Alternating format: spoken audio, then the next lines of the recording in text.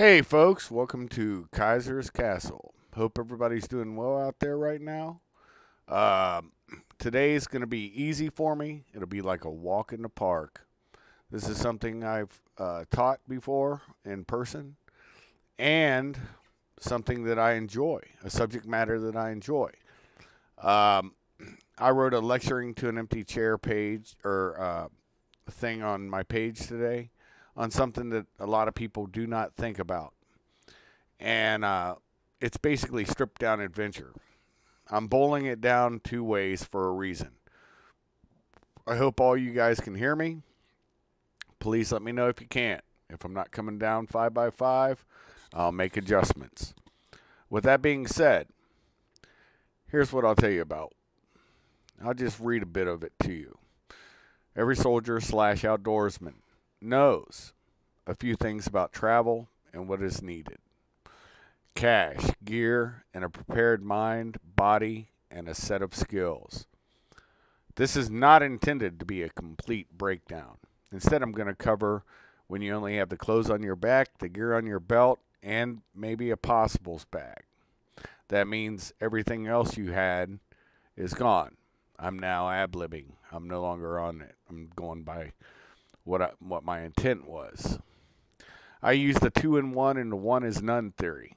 If you carry 2 of what you need in case of loss, examples knife, one's carried on your belt, i.e. your fixed blade, and then a pocket knife, usually a folder, one that's actually a clip to your pocket, fire starting gear, matches, ferro rod, a lighter for as long as that fuel lasts, etc. Sturdy belt. I mention that because I've had leather belts. I prefer leather belts. I've had one break in Afghanistan. That's a fact. And then, you have to use the little nylon belt that the military has. And that's, not as, I guess, I don't mean not as rugged. It's just not as forgiving. Anyways, there's other things I could add in. A compass, you should always have 2 of them because your main compass you use and then a backup. I mean, you just use your own mind and decide what you really need. Not what you want, what you need. Remember, batteries die. I mention this all the time to people. If you have the luxury to self-supply, if you're going out in the wilderness, let me be very clear with you. And when I mean wilderness, I'm not talking about you're going into somewhere where houses are close by, where help is close by, cell phones work. I'm talking when you're outside of that area. Ensure you have a minimum 10 millimeter. I don't care what brand, Glock, whatever. And make sure it's attached to your belt. Because in an emergency, you may drop your pack to move more quickly. And your rifle may jam. You will still have a means to self-rescue / defense. If this is foreign to you, start looking into EDC, everyday carry items, and adjust to your local laws and situations. Dress is seasonal. But with that, you have to think about where you're going. Are you going in the north, where it may snow, and you're going in, let's just say you're going into Canada in the backwoods, and yeah, credit cards. Cold Warrior brought that up. Like I said, I wasn't trying to be complete. When I say cash, I mean credit cards, check, whatever. Your financial institution supplies. All right, so let me get back to it. I try to be cogent with when I get asked a question. Okay, so let's say you're going in autumn or maybe early spring. Well, remember, some of the worst blizzards we've had where I'm from have happened in the fall, before snow was supposed to fall, or in the spring, early spring. So always keep that in your mind. If you're injured, your coat will be your only shelter, possibly until you can build one. Remember, fire is the most important thing. It gives warmth, comfort of mind, a signal method, and will scare off most wild animals. Now, what I mean by carry a pistol, let's say it goes in the wintertime. Those of you that have not served in a wintertime area and go into a tent to get warm, you know, because you erect a tent, this is normal, and let's say you're sheltered and you have plenty of those little Walmart Mylar blankets, right? So you can build a proper fire, let's say in your pocket, because they make all this stuff. It's so small, you can put like 4 or 5 Mylar blankets along with a tarp in a cargo pocket, a normal cargo pocket. Same with a first aid kit on the other side. You have your gun and your fixed blade always in your pant, you know, on your belt. And then the pocket knife and your, let's say, some hankies, because you're going to need them. You'll understand why here in a second. You're going to warm up. That fire is going to be nice. You'll have a little overhead cover. You'll slowly build it out and make it better. That's what you're supposed to do, right? You want to try to have great living in grubby times. It's a good book. An old Special Forces guy wrote that book, and that is a good book to get. It's called Great Living in Grubby Times. I will be mentioning books and people and blogs, and also sites on Facebook. Just letting you know, I'm going to put it all out there for you guys to look at and explore, because this is a thing where you're doing basically minimalist stuff. Now, like I said, you go into your warm area. Let's say you still have your rifle and your pistols on you, right? Well, your weapon's going to sweat because now it's getting warm after being out in, you know, cold temperatures.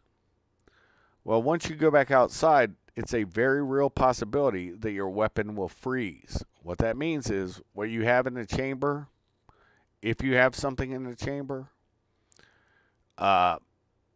it could be a risk to fire it with a frozen bolt. And what I mean by a risk is, you know, it causes overpressure. Maybe there's water in your barrel. Then you have an obstructed barrel. Are we starting to track now? Now, remember when I mentioned those hankies? And they do make some good hankies. Look for them online. They're like survival hankies. And the thing about it is they have them for like tracking. They have them for first aid. They have them for stars. They have them for all kinds of things. So you get 2 in 1, 2 uses out of 1. I.e., when I say stars, that's being able to navigate at night. That kills 2 birds with 1 stone, because you're getting, trust me, especially in the cold and in high temps like the desert, high elevations like the mountains. What you'll have is sometimes you'll get almost like you're a little drunk, where you can get confused. Let me put it that way. You can get slightly confused about things, and you can get turned around. What is it that old Davy Crockett said? I've never been lost, but I've been a mite confused for a while, right? So that gives you something to reference, but it also gives you something to dry your weapon off with while it's warming, and put your brake free on, whatever it is, a slight, very slight amount, okay? A smear of it.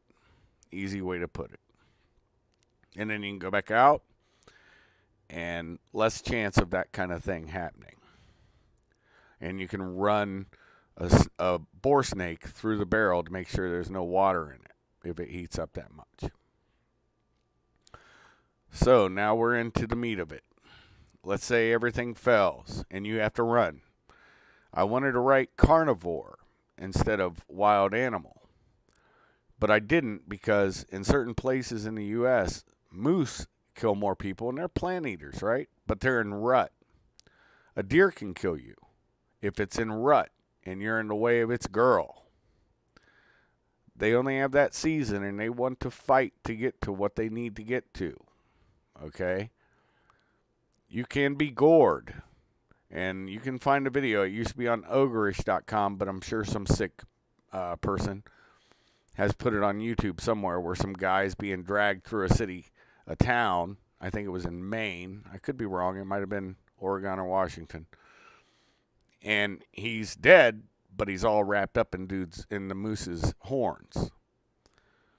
And when it comes to like a moose or a bear,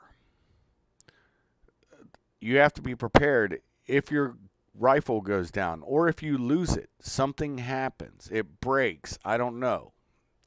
You can't think about every situation, and you have to plan for the worst and hope for the best. With that being said, a 10 millimeter at the least, and there are people that do little hunting trips for bear, and people take 10 millimeters, Bren 10s, Glock 10s, you know, whoever makes 10 millimeters. I'm just throwing out a couple examples. And they go out and hunt with them because a 10 millimeter is a Magnum round. Magnum rounds are the only thing that's guaranteed to go through that flesh.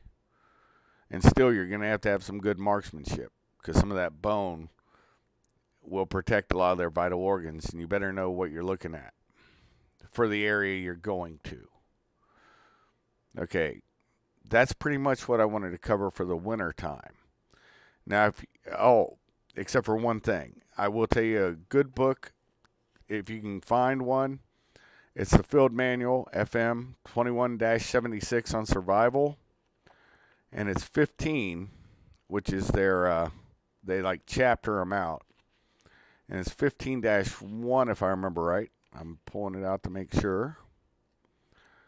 I always had this marked because I wanted to say one thing for you guys to remember besides hygiene. Your clothing and equipment. Wear your clothes it's in an acronym first. Cold. Clothing, wear them loose. You want them to be able to be layered. Okay? You want to avoid overheating.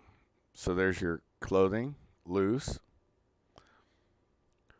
Avoid overheating. O. You want to layer it so that you have insulation. You can peel it away and still have freedom of movement, right? And then you want to keep it dry. That means no snowball fights. I made a joke, right? Nah. What that means is try not to get your feet wet. Try not to sweat too much because all of that causes your cooling. Your natural body's cooling. If you start to work to avoid overheating, you're going to have to peel clothes. Well, guess what? If you peel clothes, that may put you in a predicament because let's say something happens, you get separated from your gear because, like I said, in an emergency, you may drop your pack. You'll drop everything except for the stuff you need. And likely it'll be what's in your pants and in your belt. Think about it. You might have your rifle. Who knows? So you can deal with that bear and you're not worried about it. Or your shotgun, whatever you're carrying. You know, you're out in the woods. You're out where you know things can go wrong. But you have to follow all state and local and federal laws. That's just a fact. A knife, a good fixed blade, is the HEST, Hazardous Environment Survival Tool. It's made by a gentleman who I know, Robert Young Pelton. I used to deal his knives, and I believe in his equipment. It saved me several times. And I carry a HEST folder, Hazardous Environment Survival Tool folding. It's just good gear. And if you want to get some other kind of gear, get your gear. I'm not here selling you gear. I'm just telling you my thoughts. Having your mind prepared.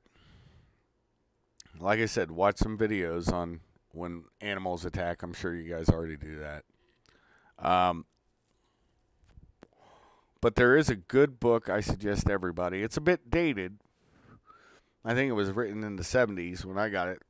And it was by Paladin Press, Soldier of Fortune's old publishing company. And it's called Survival Guns by a guy by the name of Mel Tappan. That way, he'll break it down. Like I said, this is just an overview. I'm getting more in depth than I did in my little lecturing to an empty chair. But I don't want to get caught in a bailiwick. I want people to start researching and looking up things. And probably most of you already do. And if you don't, then you will. Okay? I have faith in that. Because if you're on my channel, you're probably interested in a lot of things that I am. Now, with that being said, you'll find out why I suggest certain things. I do suggest, one thing I will tell you, and you'll probably laugh, or maybe you'll agree. But if you're just going out in the woods, you don't need to carry an AR, an M16, whatever, right? AK. It's not necessary. You know, it's not a soldier's job. You're going out there to have fun, maybe hunt, maybe do whatever, right? So, why not think about getting a gun that complements the pistol so you're not duplicating ammunition? Ammunition is going to be a large part of your weight. And you'll probably have a box or two shoved in a cargo pocket. Notice how that comes out, or in a little bandolier. Well, all Magnum rounds have an accompanying lever action rifle. So if you have a lever action, let's say it's 357 38 357, it doesn't matter to manufacturer, and you have a revolver that's 38 357, gee, my knee, excuse me, you'll not have to duplicate ammunition, add more weight. Remember, this is a weight game. If you got to run in a hurry, you don't want to carry a whole lot of weight. That's why I said drop your pack. Possibles bag is nothing more than something, let's say some first aid kit, some cleaning, like oil, gun oil, you know, how small break-free tubes are. Maybe your ferro rod, if you don't have it in a way that you can carry it. I'm not saying go out and buy a Buckmaster or Gerber BMF, but you have to have a knife. There's a few very fine quality knives out there, and a ferro rod will last a good long time. Matches, of course, if you take them out, make sure they're weatherproof and in sealed containers with extra striking boards if they're needed, because they probably will be. They're not going to be strike anywhere and waterproofed. That just is not going to happen. I've never seen that in my life. There probably is, and somebody will point it out, and that's fine. Put it in the chat.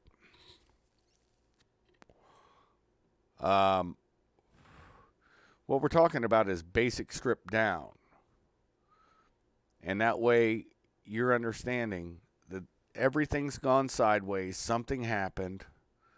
What was the name of that? Revenant? It's based off of a true story, but Hollywood took a lot of liberties with it and really perverted the actual tale. The actual tale is even more harrowing than what you'll see.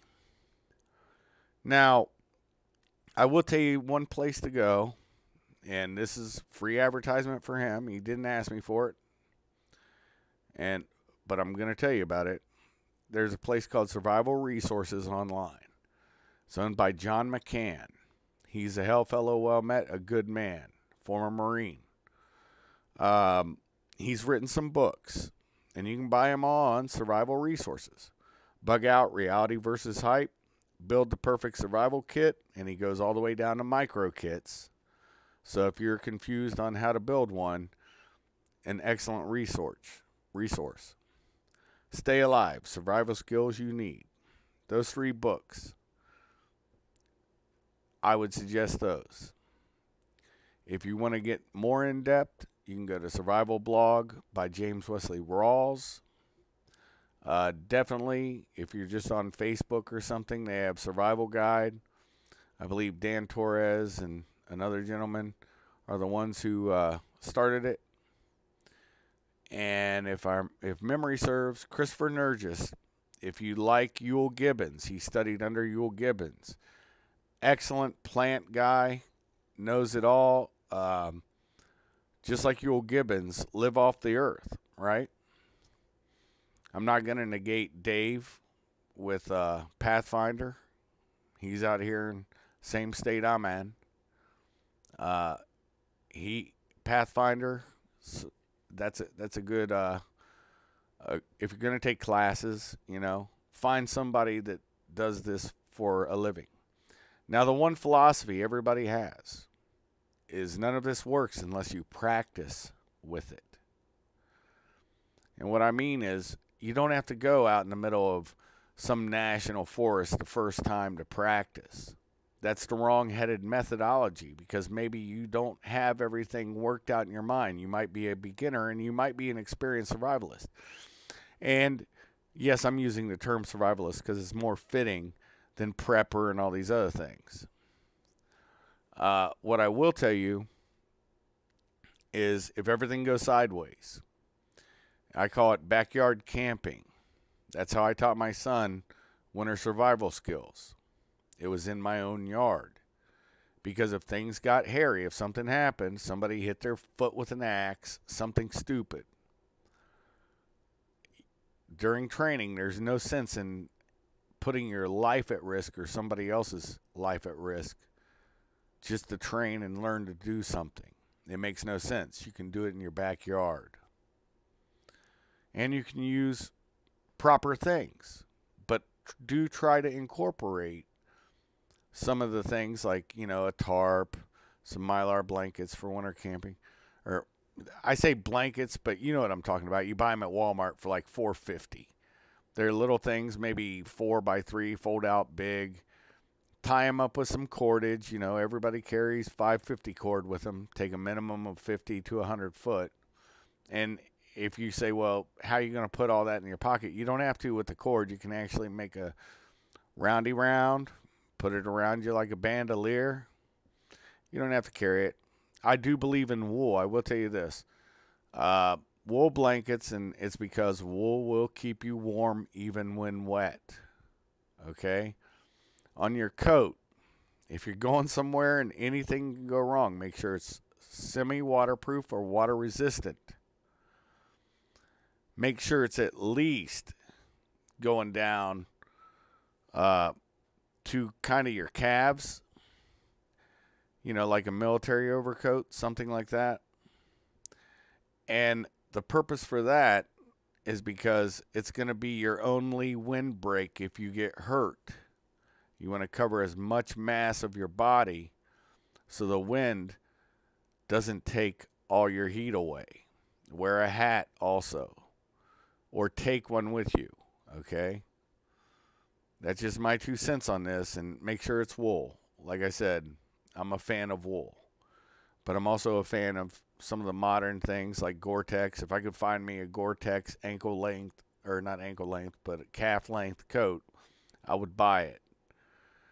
But you can find even some wool coats like that. The Swiss Army used to issue them in the 80s. So did the German Army for a while. Yeah, they look like a dress coat or whatever, but who cares? You're out in the middle of nowhere, and it's a coat that you have in your pack. And, it'll be there unless you have to drop it. And if you got to drop it, it might be wise to throw that coat on as soon as possible. Anyways, don't want to get into all the techniques and stuff because that's just going to drag it down. But like I said, you want to practice this stuff. And yes, Cold Warrior, sneaking up on a deer in your backyard like it was an NVA general is good practice, and nobody gets hurt. That's funny, man. He always throws in some pithy good stuff. But you get the gist of what I'm saying. Any good instructor is going to give you that advice. And this stuff where they used to take people out in the field, and I can't remember the name of that show. It had the guy who goes barefoot, and they take nothing, and they're all supposed to learn by themselves.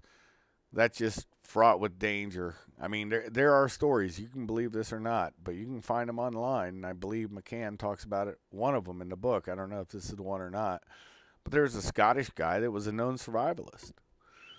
And he went out, And everything must have fallen apart for him. Everything. Because when they found his dead body, and this guy did this for a living and went out all the time. When they found his dead body, he had broken into like a train stop where, conductors and whatnot would come in and wait for the train to get picked up. And he died of starvation, tried to make a fire in because I guess it's like a metal building. Tried to make a fire in the middle of it. Just everything you could do wrong. But like I said, anybody who's either oxygen deprived from the mountains, cold screws with your mind more than anything, and heat exhaustion will do the same thing. I wish I could say I didn't learn some of this stuff the hard way. I did. I remember going to a field problem in the fall. A beautiful day, man. It was 80 when we left. 70-something, 80, somewhere around there.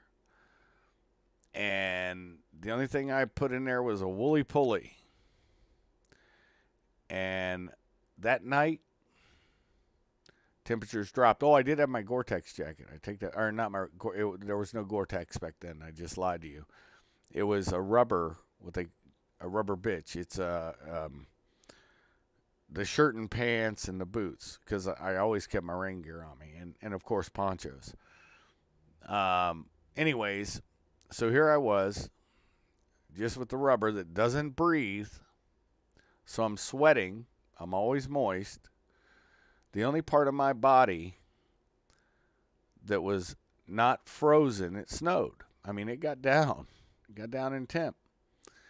The only part of my body that wasn't froze was my chest, my core temp from the woolly pulley. But it was soaking wet. That's why I say wool when wet will still insulate.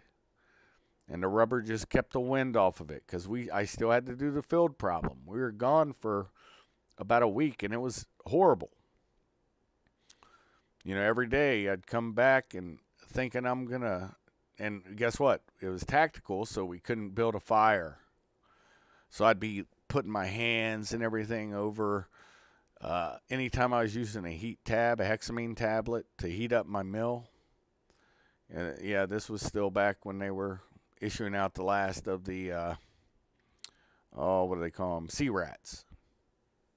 Right before MREs became the big thing, from McAllen, Texas. I'll never forget where they came from. They were pretty cool, though. But see, these are hard lessons I had to learn. And it's not like you can just go up to the supply sergeant and say, hey, I forgot everything I needed. Can I get an issue of that? Nah. I had filled pants, M65 filled pants, M65 filled jacket, the liners, everything. I still have that stuff. And guess why I still have that stuff? Because it works. I'm not saying go out there looking like you're running and gunning, but get stuff that works. That's the point. Practice with it. And realize what you have on your back is probably, in a hard time, going to be the only thing you have with you when it is game time. Okay? I'm glad you guys stopped in, took a seat on my big orange couch, had yourself a nice cup of tea, maybe a coffee, maybe a adult libation. That's all right. And that first song you heard was from Axion's Ghost, and that was called Game Time. And what I'm going to close out with, I think you guys will all enjoy. I'll bring that up presently as I'm speaking with you. But it's one of my faves, and I'm going to start it right about now.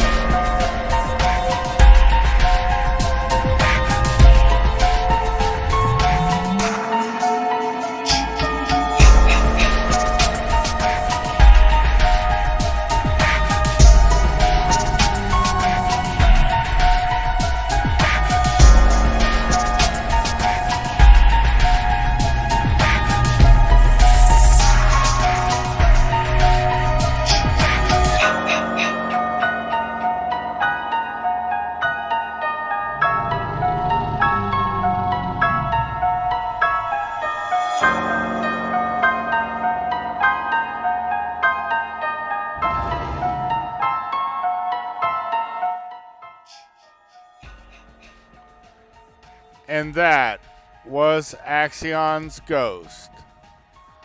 Thank you guys for stopping by and listening to my show for today.